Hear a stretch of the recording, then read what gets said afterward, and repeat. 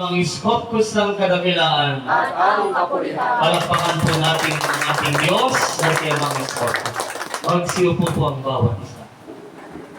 Muli po, isang mapagpala at mabiyayang araw sa ating lahat. Ang sagot po, maraming salamat, Amang Scopus. Malugod ko pong wini-welcome ang ating mga kapatid, ang mga kaibigan, umare ng aking nanay na si Maria Luz Suba, ang kanya pong mga kaibigan, si Ma'am Rosete, palakpakan po natin.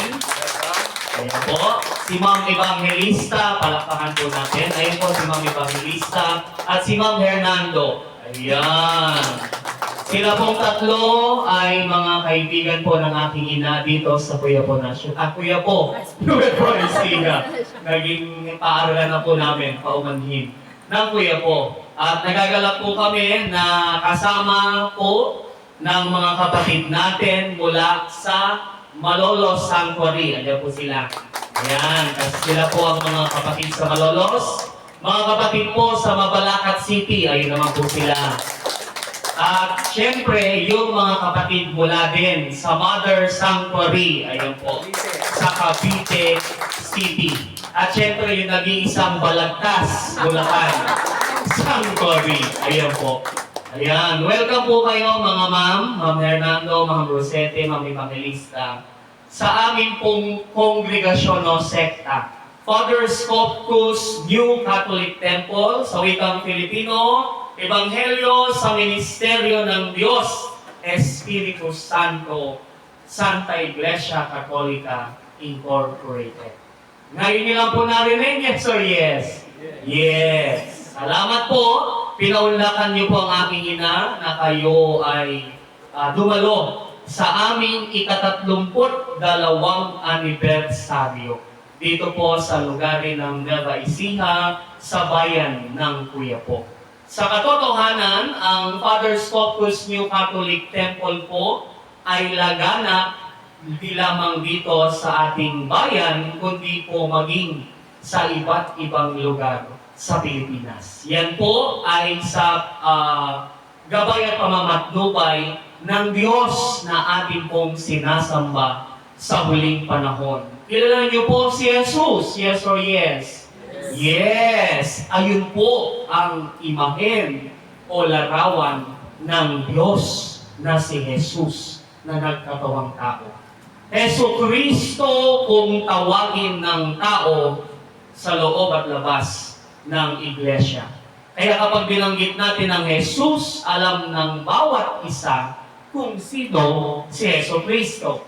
Pero sa panahon po natin ngayon, sa panahon ng mga Hentil, sa panahon ng lahing Pilipino, sa lahat po ng lahi, maniwala kayo o hindi, mga tita, mga ma'am, ang pinili po ng Diyos na hindi nakikita. Kaya nga po sa panahon natin ngayon, kung inyo pong nasaksihan kanina, ginamit po ang isang babae na bumaba dito po sa ating lugar, ginamit ang isang kasangkapan o medium, Espiritu Santo ang nagwiwika. Maniwala po kayo o hindi. Sa katunayan, ito po ay pamamaraan ng Diyos dito sa sanlibutan. Para maipakita na panahon na para tayo ay maglingkod, sumamba sa Diyos Espiritu Santo. Kaya kanina nagdasal po tayo ng Ama namin. Tama po ba? Ama namin, sumasalangit ka. Nasaan po ang pagtoo? Mula sa aklat ng Pahayagang Kabanata 2:17. Kung may pandinig kayo, hindi niyong sinasabi ng Espiritu sa mga iglesia, sa magtatagumpay ay bibigay ko ang nakatagong mana mula sa langit. Bibigyan ko rin ang bawat isa sa kanila ng puting bato na kinasusulatan ng bagong pangalan na walang sino mang nakakaalam maliban sa tatanggap niyon. Amen. Yan po ang patotoo, maniwala ko hindi. Kaya sabihin niyo po, mula sa Biblia ang Scopus. Pero sa panahon po natin ngayon, mga minamahal na kapatid, hindi po sagad ang aming sarili ang winimika, sa gabay pamamatnubay po ng Espiritu Santo. Ibinigay niya po sa amin ang 7 letra, SQOPQUZ, na salin sa wikang Filipino, Sodonai, ako ang Diyos. Kyria, kagalang-galang. Omnipotente, kataas-taasan. Patri, Ama. Isaiah, sa pasimula. Eutea, hanggang Sodom, wakas. Scotus, ang ibig sabihin po ng pangalan ng Espiritu Santo sa panahon natin dito ay kalinis-linisan. Yan po ay ipinagkaloob sa ministeryo ng Father Scotus New Catholic Temple. At ngayon po, sa katunayan, kami po ay nakarehistro sa Securities and Exchange Commission ng batas ng kalupaan na itinakda dito sa ating bansang Pilipinas na magiging isang kongregasyon or sekta na isa sa masasabi natin ngayon na laganap sa Luzon, sa Visayas, at sa Mindanao. Na meron na po kaming 40 na sanktuaryo sa buong Pilipinas. At isa po ang Quiapo City. Sa susunod pang panahon, magiging city. Quiapo, Nueva Ecija. At dito po sa hamak na sanktuaryo, sa aming tirahan, karaniwang nagkakaroon po ng pagtitipon sa ganitong mga mahahalagang pangyayari po ng aming kongregasyon. JHS, nakikita niyo po sa simbahan, mga ma'am, yes or yes? Yes po. Sabi nga po nila sa panahon na ikalawang misteryo sa Panginoon ni sa paglarawan kung paano nabuhay si Panginoong Jesucristo, Jesus, sa pasimula po, siya ay Verbo. Jehovah kung tawagin. Ayun po yung J, Jehovah. Kaya po meron tayong Jehovah's Witnesses. Yes or yes? Yes po. Sekta rin po yun. Sa panahon po yan, nung itakas ang mga Israelita sa Ehipsyo. Ang ginamit pong kasangkapan sa lumang tipan ng mabuting balita, si Moises. Kaya nga marami po ang nakakakilala kay Moises bilang siya ang propeta at kinasangkapan ng Diyos na Espiritu Santo na si Jehovah ang pangalan. Sa panahon naman po ng mga Hudyo, naging tao po. Ang salita ay naging tao. Jesus, age, nakasama ng mga apostol, namuhay, ipinakita at talagang sa panahon noon, nung bagoy pa ako sa krus, si Jesus nagpakita ng napakaraming hiwaga at itinamalas ang kanyang kapangyarihan. Pero ang tanong, marami po ba ang sumunod? Yes or no? Yes. Iilan lamang po ang mga sumunod. Sino yung mga yon? Mga alagad, mga apostol, mga nagtiwala. Ang patay na buhay, ang bingi na karinig, ang pilay ay nakapaglakad, ang bulag nakakita, ang may sakit ay pinagaling. Ya'y patotoo sa mabuting balita na kaloob ng Diyos sa atin. At mababasa niyo po yan sa mabuting balita. Lumang tipan sa panahon ni Moises, bagong tipan sa panahon ngayon sa panahon ni Jesucristo, at ngayon sa panahon natin, mga minamahal na kapatid, S is Scopus. Hindi na po tayo maghihintay pa ng iba pang pangalan. Kaya nga, kung ang pangalan po ninyo, Ma'am Rosette, meron po kayong first name, my middle name, at my surname. Yes or yes? Yes po, tama po ba? Tatlo po pangalan ng tao. Ako po, Mark Joseph, first name. Molina, middle name. Ang last name ko po ay Supa. Ganon din po ang Diyos. Ayun na po ang kanyang pangalan. Jehovah, Jesus at ngayon dapat na po siyang sambahin sa Espiritu at sa katotohanan. Iskopus po ang pangalan ng Espiritu Santo sa panahon natin. Ngayon, lahing Pilipino po ang pinili ng Diyos na si Amang Iskopus. Kaya po kami sa Father Scopus New Catholic Temple, hindi po gawa-gawa ng tao ito, hindi po binigay ng tao yan, kasi baka po mamaya kami ay madali ng kunin ng Diyos. Yes or yes? Yes. Kahit naka-live po tayo. Ibig sabihin, okay po. Ibig sabihin po nun, kung ang punong ministro po ang gumawa niyan, Sus Mariano Garapon, sabi nga, walang kapatawaran ang paghahama sa pangalan dapat ng Espiritu Santo. Kaya kami po, na nandito, hindi man po kayo maniwala man kayo hindi, ministro po ako, na Father Scopus New Catholic Temple. Ang kulay ko po ay dilaw, senior minister. Ang mga kasama ko rin po ay senior minister. Ang mga pula po, sila po yung kung tawagin sa ML, legend. Ayan. Sila po yung mga matatatag na mga reverendo na talaga namang nagsikap, kaya po nagkaroon ng 32nd anniversary. Palakpakan niyo po yung dalawang yan. Kasama po itong Elder Acosta. Sila po yung the big 3 noon. Pero the big 4. Yung isa nasa Leyte na po eh. Ngayon, sila po yung dahilan bakit nandito tayo ngayon. Bakit nagkaraos ng 32nd. Dahil sila po yung namuna na grade 1 pa lang po ako noon, maliit pa lang.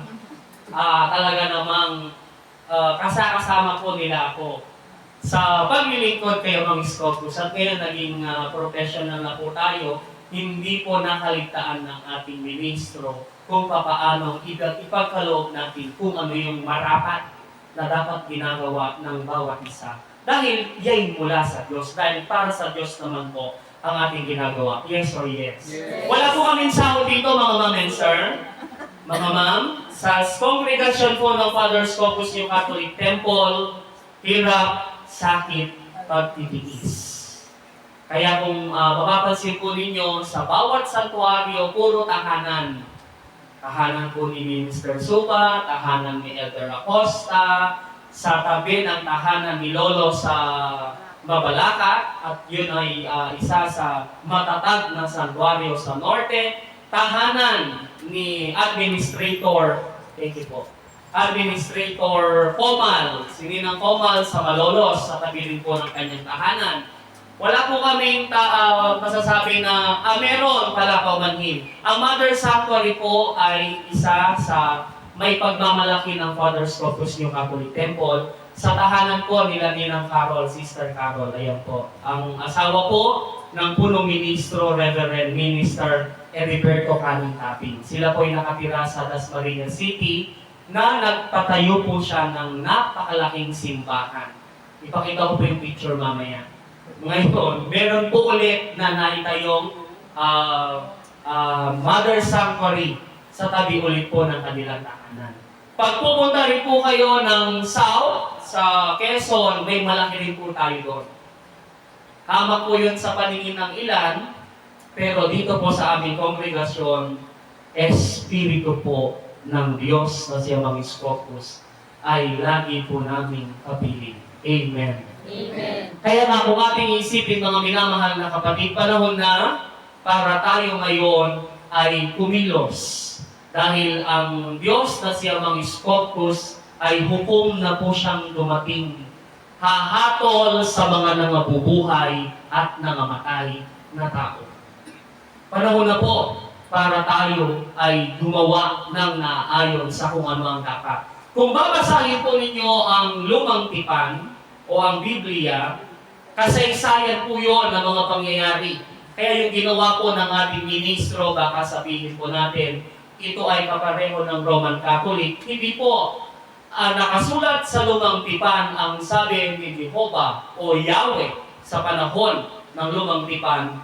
Nakasulat po dito kung paano dapat ang pagbibigay o paghahandog sa Diyos. kinakailangan gumamit tayo ng mga bagay na talagang magiging kalugod-lugod sa Diyos. At yung pong naganap na pagpamigay ng pakain ng tinapay, nangyari po yan sa panahon ng Panginoong Jesus ay bago ipako sa krus. Hindi po ba binigyan niya ng mga tinapay ang kanyang mga alagad? Yes or yes? Yes. Yes, yan po ay mga pangyayari na hindi po namin gawa-gawa at hindi po namin ito kinopya sa iba't ibang sekta. Ito po ay nakasulat sa mabuting balita. Kaya nga yung bulaklak, yung mga kasuotan ng pari, yung mga kasuotan ng bawat isa, nandito po yan sa mabuting balita. Kaya kung babasahin po natin ang Biblia,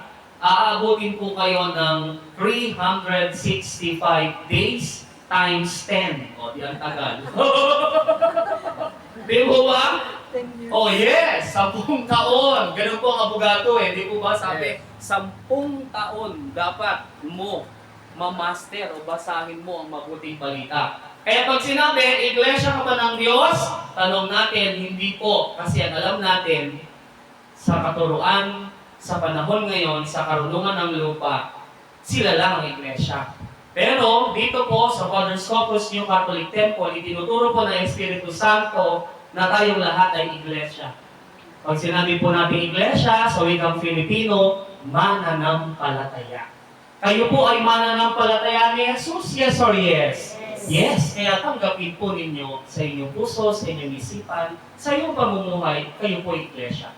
Tayo pong lahat ay iglesia ng Diyos. At walang sino man ang makapagsasabi na sila lamang ang iglesia. Yes or yes? Yes. Dahil sabi ng mabuting balita, pag sinabing tayo iglesia, tayong lahat na naniniwala na nananampalataya sa Diyos, kayo'y iglesia ng Diyos na si Amang Iskopus. Amen? Amen. Yan po ay mga paalala sa bawat isa sa atin na naririto na kayo po na mga kaibigan ng aking ina, pagdamutan po ninyo yung mga bagay na ipagkakaloob po namin sa inyo, lalo higit po pagyamanin at paularin po natin ang karunungan mula sa Kanya. Kasi yung karunungan mula sa Kanya po ay napaka-espesyal. Yes or yes? Una, G, godliness. Kapanalan sa wikang Filipino. Pag sinabi nating banal, kalugod-lugod, walang kasalanan, yes or yes? Yes! Yeso Kristo. Ito po ang buod ng kanyang pamumuhay nung siya'y nagkagawang tao. Kaya kung babasahin mo ang books of New Testament or Bagong Tipan sa wikang Filipino, puro po yun, hiwaga, talinhaga, at kung ano-ano pa. Pero ibinigay ng Espiritu Santo ang karunungang mula sa Kanya.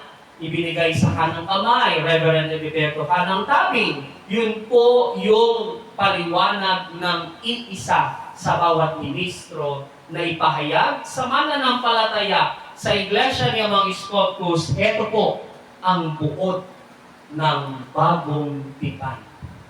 Pagka sa pamuhay ng Panginoong Jesus nung siya'y nabubuhay, wala sa kanyang kapalaluan, mayabang na sinungaling. Wala sa kanya ang kataasan dahil hindi nagmataas ang Diyos, hindi nagmataas si Yeso Kristo. Hindi niya itinaas ang kanyang sarili. Hindi ba't kapag siya'y nananalangin, lagi, Amang nasa langit, pagbibigay pugad, paggalang, ang kanyang ipinakita at ipinamalas sa kanyang mga alagad na dapat marapat na ganun din dapat ang ating ginagawa sa panahon ngayon. Alisin ang kaharutan ang bawat nasa isip ng tao, di ka pa man nagwiwika, sabi nga, bawal judgmental. Yes or yes? Dito pa lang po, may kaharutan na kung sa iyong pag-iisip. Di ba? Sa ating mga ginagawa, karot po yun sa mga bagay na alam natin na hindi maganda, hindi ka nais-nais. Kaya malinis ang lahat ng bagay sa may malinis na isipan. Amen. Alisin ang karamutan. Ito po'y matindi. Sa Father's Corpus New Catholic Temple, maniwala kayo o hindi, noong unang panahon pa ni Reverend Tabing since 80s. Ayan, nung nagsimula na ako, no? Ang misa ng ating mga kapatid, talaga naman, yung iba, kinaiinipan ng 3 oras, 4 na oras, 5 oras. Ganun po kasi sa amin, mga ma'am. Kami po, sa Father's Corpus New Catholic Temple, hindi po namin sinasayang yung oras na nilalagi sa isang santuario. Kaya kung 3 oras, 4 na oras, pagpaumanhin po ninyo, ito po ay pamamaraan na ipinagkakaloob namin sa Diyos. Yes or yes? Yes! Yung wala sa kongregasyon, yung isang oras ipinagdadamot sa Diyos. Di po ba? Pagdadamot po yun sa Diyos, yung isang oras na ikaw ay hindi dadalo sa pagtitipon, pinagdadamutan mo ang Diyos, hindi ang tao. Dahil Diyos po yun saglit ka lamang na dadalo, saglit ka lamang na pupunta. Hindi ka pa man nagwiwika, ipinagkakaloob na ni Ama kung ano yung kailangan. Kailangan mo ng pagkain, material, mga bagay ng anuman, needs and wants, sabi nga. Pinagkakaloob ng Diyos yon. Pero minsan tayo nakakalimot tayo na ipagkaloob kung ano yung dapat para sa Kanya. Alisin natin yung init ng ulo. Sabi ng punong ministro, pag mainit ang ulo, tanggalin ang ulo. Diba ba? Alisin natin yung mga bagay na nasa ating pisikal na katawan dahil minsan hindi po natin yan sabihin natin na may iwasan na tayo ay mag-iinit ng ulo. Pero kapag tayo ay mag-iinit ng ulo, kinakailangan huwag na huwag po tayong magkakasala. Pero minsan, sa sobrang init ng ulo, nakapagwiwi ka ng hindi ka nais-nais. Huwag naman po sana. Kagaya ng Panginoong Jesus, nung makita niya ang tahanan ng kanyang ama ay ginawang tahanan o lugar ng mga ginamit niya doon? Mga magnanakaw sa lumang tipan. Ibig sabihin po, tinan niyo po ngayon, di ba, sa mga sambahan, andun lahat, yung kung ano-ano mga bagay na nakikita. Nagalit ang Panginoong Jesus. Pero, sa puntong yon, mga minamahal na kapatid, hindi siya nagkasala. Dahil nais niya na bigyan sana ng tao ng paggalang ang tahanan ng Diyos. Amen. Kaya po kami, sa hamak na santuaryong ito, ang altar ang pinakaisa sa kabanal-banalang lugar ng santuaryo o sa isang tahanan. Kaya po kami, pag nandito, inaalis po namin yung aming mga panyapak, sapatos, tsinelas. Yan, magbibigay galang po kami sa altar na talaga namang itinatag ng Diyos dito. Hindi porkit bahay ko po ito, bahay namin, okay na. Hindi po. Kaya kung tayo ay meron paggalang sa ating sarili, sa ating kapwa, vice versa, ibalik po din po natin kung ano yung karapat. Alisin ang ngit-ngit sa kapwa-tao. Narinig natin kanina ang mensahe at aral ng Diyos mula sa ating kapatid na ministro, Senior Minister Pasqua. Diba? Doon po yung godliness, kabanalan, ang winika niya kanina, righteousness, katuwiran, or yung konsepto ng pagiging matuwid. Amen. Diba? Pag meron sa atin yung, if we are righteous, ika nga, matuwid ang pamumuhay mo, ikaw ay nasa tamang daan. Yes or yes? Wala ka sa liko. Kasi ang iyong buhay, ang sentro ay ang Diyos. Kapag ang iyong buhay, sa iyong buhay, may puwang ang Diyos sa puso mo, napakasarap mamuhay sa daigdig. Yes or yes? Ayaw mong mamatay. Uy! Dahil yun yung isang biyaya ng Diyos, eternal life. Kanina, godliness, righteousness, anointed. Sa ministeryo at ilaw ng Diyos, kami po'y pinahiran. Mga hinirang, pinahiran ng langis, bilang tanda na kami po ang mga hinirang ni Amang Scotus sa huling panahon ito. At malay po natin sa mga susunod na panahon, kayo rin po ay mabibigyan ng pagkakataon. Kasi pribilehiyo po yun eh. Binigyan ka ng karapatan ng Diyos mabuhay. Ngayon, privilege mo na. At mapabilang ka sa kanyang kawan. Pribilehiyo po ang pinagkaloob ni Amang Scotus sa atin. Kasi yung karapatan, binigyan kaya ng karapatan na mabuhay, yes or yes? Karapatan po na ipinagkaloob ng Diyos yun. Kaya yung pribilehiyong yun, mabibilang lamang po kung sino yung mga makakasama sa kaharian ng Diyos na si Amang Scotus. Manatiling maamo ang pinakasusi sa 11 batas palinis, katulad ng larawan ng Panginoong Jesus, kung paano ipinakita ang kanyang larawan na napakaamo na kung babasahin mo ang mabuting balita, ang ginamit doon ay maging katulad ninyo ang isang hayop, gaya ng tupa. Kinakatay na, tinatanggal na yung balahibo, napakaamo. Yes or yes? Yes! Pero kapag tigre yan, tanggal na ulo mo. Yes or yes? Nilapakan na. Yun yung mga halimbawa ng mga nasa Biblia na katulad ng mga pangyayaring nagaganap sa sanlibutan. Kasi marami pong tigre, marami pong lilitaw na mga bulaang durok. Ang tawag po sa Biblia doon, mga bulaang mangaral. Mga ginagamit ang salita ng Diyos para magkaroon ng pagkakataon na sila o itaas ang kanilang sarili.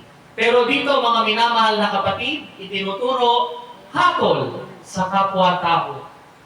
Yan ay isa sa mabigat na ating magagawa sa ating kapwa na dapat huwag mangyayari, na huwag sana na dumating ang panahon na hahatol tayo sa kanila. Hayaan mo, sabi sa mabuting balita, hayaan mo ang Diyos ang gumawa ng pagkakataon at huwag kang gaganti sa kapwa mo na gumawa sa iyo ng hindi maganda. Kaya nga ang halimbawa, kung binato ka ng bato, batuin mo ng tinapay na ang laman, bato.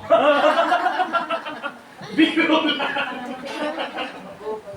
Doon pa lang, talo ka na. Yes or yes? O, natutunan ko lang po yan doon sa mga ministrong kagaya ko doon sa Cavite. Galing. Binato ka ng tinapay, batuin mo ng tinapay, ang palaman, bato. Si Kuya Mark. Di ba? Siya po nagturo sa akin, nasa Leyte na siya. Pero hindi po yun. Ipakita pa rin po natin yung kababaang loob. Yung, sabi nga doon sa konsepto ng be humble at all times. Isa po yun, kapakumbabaan. Na kahit na tayo ay dinuduro, na kahit na tayo pinagwiwikaan, hayaan po natin ang Diyos. Ipanalangin natin ang ating mga kapatid na gumagawa ng mga ganon sa atin. Pero kung ikay gumanti, sorry ka. Ang paglabag sa isa'y paglabag sa lahat. Next, hahamakin ang kapwa, huwag gagawin sa iyong kapwa, ang di mo nais gawin sa iyo. Yan po yung binanggit natin kanina, na huwag tayo, na ilagay natin sa ating mga kamay. Sa batas ng kalupaan, pag pinatay ko si Minister Benson, makukulong ako. Yes or yes? Yes! Yun po ay paglabag sa kautusan at batas ng kalupaan. Disentensyado ako. Dahil nilagay ko po ang batas sa aking mga kamay. Kaya nga itinuturo ng Diyos na huwag mong gawin yung bagay na binigyan ng karapatan ng Diyos na mabuhay ang isang individual. Dahil walang sino man ang pwedeng kumuha ng buhay. Yes or yes, maliban lamang sa Kanya. At kung panahon at oras mo na, wala po tayong magagawa mga minamahal na kapatid, kundi dumalangin at tumulog sa Diyos na tayo ay patawarin. Dahil sabi nga, ikaw na tao dapat marunong kang magpatawad sa mga taong gumagawa sa iyo ng pagkakasala. Patawarin mo kung may utang ako. Kung may utang sila, patawarin mo kung merong nagawang pagkakasala o meron mang mga bagay na alam mo na nagawa ng iyong kapwa sa iyo. Pero sabi sa aklat ng Mateo, ibigin mo ang iyong kaaway. Madali, mahirap. Yun po yung aral. Sa tao na ang konsepto ay, kung ating iisipin, mahirap kasi na ang kaaway mo dahil iba ang tanaw niya. Ginagamit ko pong salitang tanaw, yung perspektibo. Ibig sabihin, iba yung tanaw ni sister sa tanaw ko. Yes or yes? Yes. Ganun po ang ating isa sa meron sa karunungan ng daigdig, karunungan ng tao dito sa lupa. Kaya nga, iba. Pero kung susundin po ninyo ang batas ng kalangitan, ang batas ng Diyos, ito po ang susi. Kung gusto nyong kayo ay mapabilang o tayo ay mabigyan ng sapat na pagkakataon dahil pinahiran po kami ng langis bilang tanda na kami ay mga hinirang ng Diyos at itinuturo po sa amin yung control of self dahil kami po ay nagsisikap na magpakabanal. Nagsisikap na hindi po makalabag sa batas panlinis. Kaya sabi, sa pagiging ganap ng bawat isa. At yun po yung isa sa inaasam ng nasa Father's Corpus New Catholic Temple, buhay na walang hanggan. Ano po yun? Eternal life.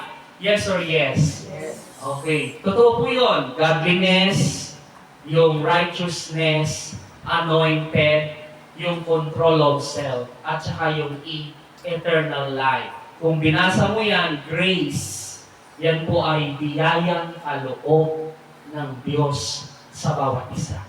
Kaya yung biyaya niya mga Scopus, binubuhos niya po.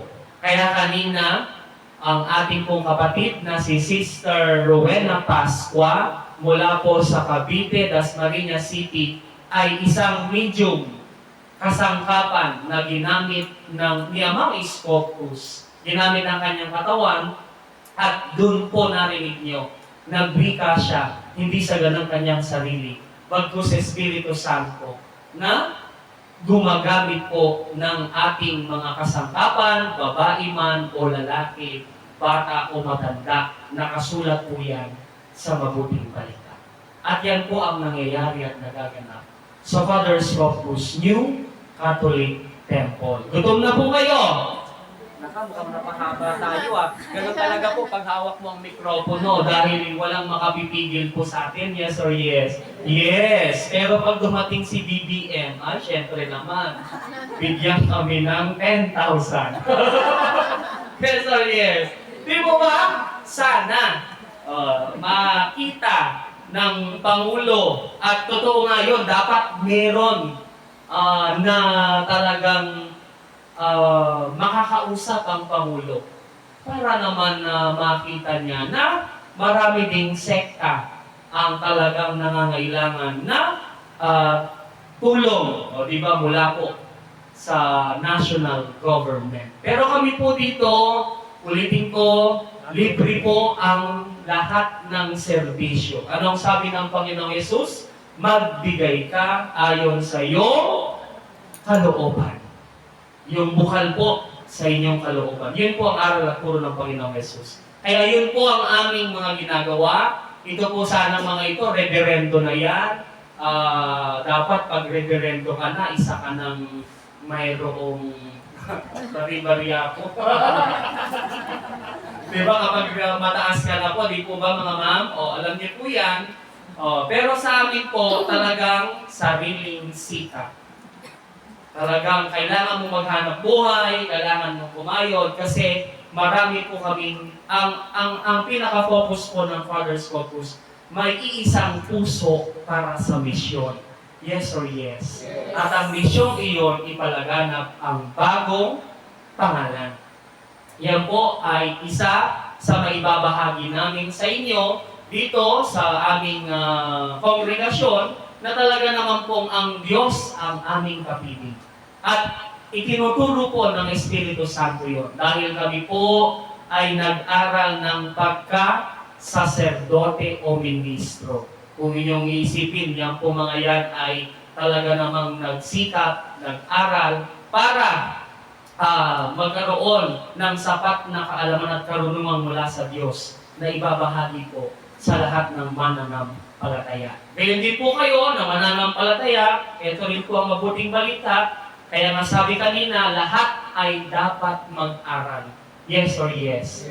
Ang santuaryong ito ay silid-aralan yamang Scopus sa lahat ng mga nagnanais ng karunungang mula sa langit. Kaya kung sawa na kayong mag-aral, bari-bariya po. Kasi po, panahon na para tayo ay mag-aral sa salita ng Diyos. Ang salita ng Diyos makapangyarihan. Ang salita ng Diyos nagbibigay buhay. Yes or yes, mamatay man tayo sa mundong ibabaw, always present ang salita ng Diyos. Kahit ilang henerasyon ang dumaan, narito ang mabuting balita. Hindi namamatay po yan. Kaya nga hanggang wakas. Kaya maraming salamat sa pakikiisa sa aming 32nd anniversary sa lugarin ng Quiapo, Nueva Ecija. At nagagalak po kami na mga kaibigan ng aking ina, naririto, silang tatlo po, the big three, big three friends ng aking ina. O di po ba? At least, merong tatlong anghel na naakay si Maria Luz. Wow! Palakpakan po natin ang ating mga nanay. Si Ma'am Hernando, si Ma'am Evangelista, estudyante ko po yung anak ni Ma'am Evangelista. Ayan, napakabait pong anak niya. Siyempre, like mother. Si Ma'am Rosette, ang dating school head po. Ayan, palakpakan din po natin. Si Ma'am Hernando, kabatch po namin yung anak niya. Kumari ni Mama. Si Ma'am Princess. Ayan, kabatch po namin. Magkakabatch po kami no anak nila. At ngayon naman po, panahon ko ito para ipabigyan ng pagpapahalaga ang mga kapatid. Wala kayong magagawa na sa akin yung mic. Gutom na po ba kayo? Okay, wasakto po tayo. Panahon naman po ngayon para bigyan natin ng sertipiko ang mga kapatid. Hindi nyo alam to. Sorry. Nauulit to sa ibang lugar. Yes or yes? Yes! Certificate of Appreciation sa mga kapatid natin nagbuhos ng kanilang panahon, effort, during the celebration of the 32nd anniversary of Quiapo Sanctuary, Quiapo Nueva Ecija, given this day of 15th day of September 2024 at Quiapo Nueva Ecija. Signed, Heriberto Canantabi! And of course, Supa, di ba? Lodge Minister. Palakpakan po natin isang representative per Sanctuary. Balagtas Sanctuary! Ay dito, Miss Wayne, doon ka. Siyempre po, kasi gusto ko pong i-appreciate, i-recognize ang mga kapatid na nakikipag-isa. Ito na po kayo. Ayan. Meron po sa susunod. Kapag dumating na po yung palakpakan po natin ang Balagtas Sanctuary. Okay, picture. Siyempre, documentation. 1, 2, 3. Isa pa po. 1, 2, 3. Okay, salamat po. Next, Mabalacat Sanctuary. Isa.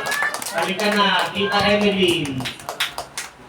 Mauulit to sa Mabalacat. At sa ibang, sa Norte. Sisimulan po namin sa Norte ito. Next po, Mabalacat Sanctuary. Dito na kayo, Tita. Ayan. Sorry po, sa susunod po, mag-extend na po tayo. Next po. 1, 2, 3. Sige po. Sige po. 1, 2, 3. Isa pa po. 1, 2, 3. Okay. Teacher na teacher, ano ma'am? Next po, Malolo Sanctuary Administrator.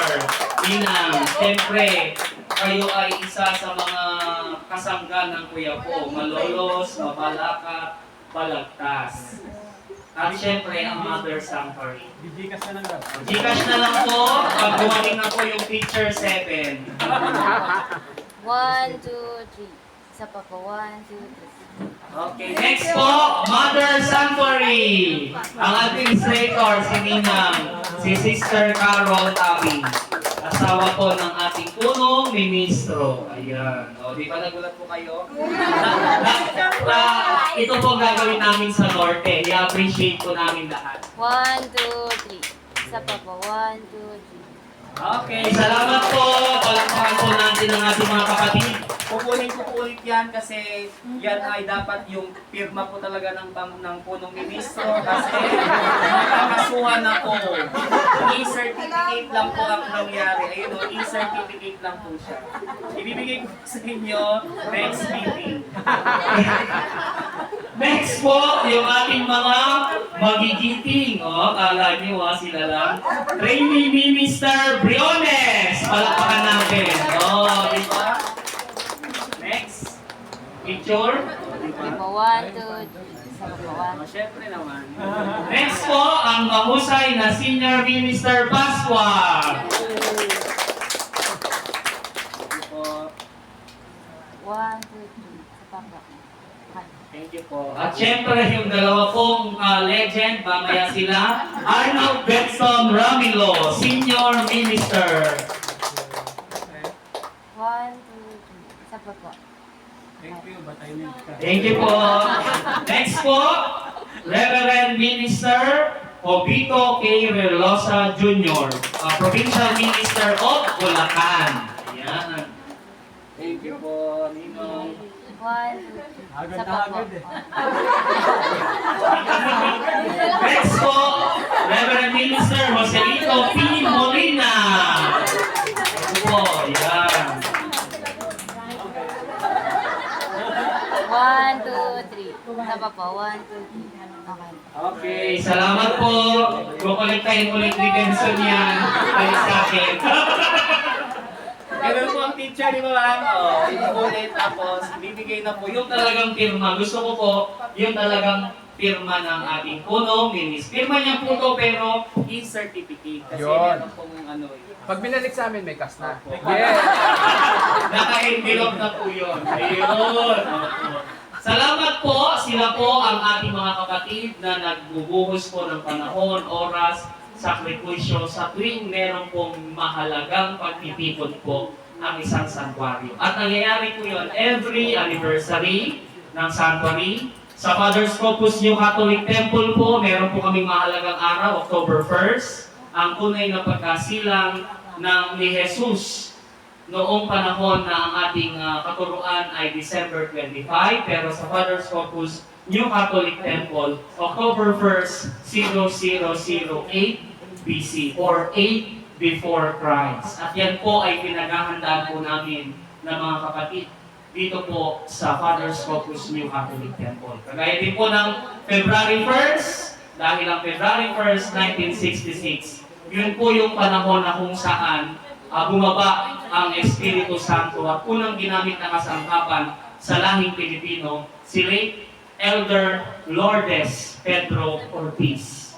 Yun po ay sa kasaysayan ng pagkababa ng Espiritu Santo sa panahon natin sa bansang Pilipinas. At siyempre, yung mahalagang araw po para sa Hasik BNMNS ang May 1st dahil yun po ang pagkakatatag ng organisasyon ng mga kabataan sa Father's Corpus. Na kung tawagin po ay halina sa ipagkakaisa bago na mananampalataya ng San Sinuko or Hasik BNMNS. At nangyayari po yan dito po sa loob ng aming kongregasyon.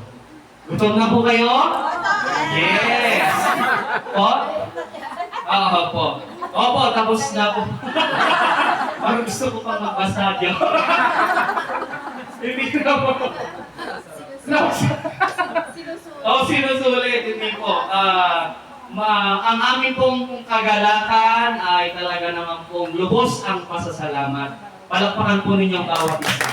Na kayo po ay nakiisa sa aming pagtitipon at muli ko kayong iniimbitahan sa October, ngayong susunod na buwan, para naman po sa 33rd anniversary ng Mabalacat City, Pampanga. October 24. October 24. Pero mamumove yun ng October 27. October 27, sa inyo pong kalendaryo, Minister. Ninang, kung wala po ang punong ministro, edi basta't nandun po kayo. Minister Ramilo, alam mo yan? Huwag po kayong mawawala din ang ating mga reverendo sa anniversary ng Mabalacat. Paghahandaan din po ng Mabalacat yan. At mag-uusap-usap po kami magkakapatid. Ayan. Pagdamutan po ninyo ang inihandang salo-salo ng ating mga kapatid dito. Ayan, kila Tita Bina at Lola, palakpakan nyo nga po sila. Ang Lola ko po, nanay ni Reverend Molina. Si Mama ko, syempre, ang one and only. Wow! Di ba? Pero siya ang reyna rin ng puso ko, ang aking asawa. Ayun po. Nakabawi ni Mr. Di po ba? Yung mga naghanda po, ayan, pagsalusaluhan po natin ang mga pagkain, ating pagsasaluhan ngayong umaga. Maraming salamat po at mag-iingat tayo sa ating pag-uwi. Uwi po kayo ng oras, gabi na. Joke lang po, nasa inyo po yun. Kung gusto niyo pong matulog dito, welcome po kayo sa aming tahanan. Lahat po ay welcome na welcome. Ma'am Rosette, salamat. Ma'am Evangelista, Ma'am Fernando. Every Sunday po, may mga pagtitipon kapag inimbitahan po ni Mama. Alam niya na po yun. Noong nakaraan po si Tita Aida. Opo, si Tita Nieves. Ayan. Salamat po sa paglalaan ng iyong oras at panahon. Purihin siya mga Scopus. Purihin siya ngayon at magpasawalang hanggan. Palakpakan po natin ang Diyos na siya mga Scopus. Tayo pong lahat ay tumayo at awitin ang mga nalalabing awitin.